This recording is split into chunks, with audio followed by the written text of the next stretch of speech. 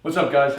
So I'm building this queen size storage bed, and that video should be done a week from Sunday, but I'm going to post a video Saturday or Sunday talking about how I broke down the full sheets of plywood to make the two halves.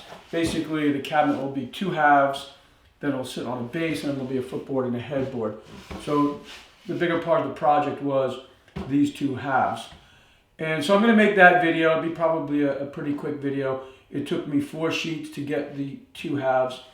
And if you have any other questions about the build, I'm not including how I broke the sheets up for this part because it's one of those things that kind of takes a lot of time and takes away from the overall build video. But it's useful information, and then that will be on the playlist. So in case anybody's actually going to build this project, they can refer to the playlist, and then that will talk about how I cut the 4 sheets up, how I broke them up to get the even, whatever, you know what I'm talking about. Another kind of an interesting fact about this build, I built the one half, and I'm looking at it and I'm thinking, wow, this is going to be pretty difficult. It's going to be a pretty tight fit getting it around the hallway and into the bedroom. So I made this little jig, and this is basically the dimensions if you take the cabinet and put it on its side. And it actually didn't make it at first. It kind of scared me. I didn't know what I was going to do. I was thinking maybe I had to take the door jamb off after I just trimmed it up and everything.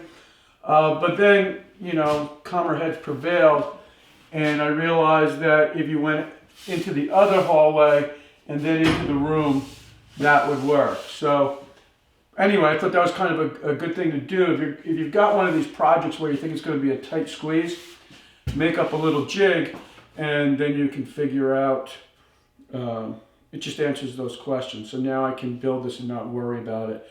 You know, some of the things I was thinking about after I built one, could I take it apart and then assemble it in the room and all that stuff.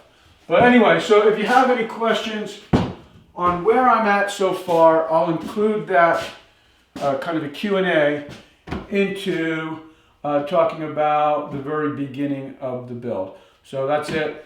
Have a good night, guys. I'll see you soon.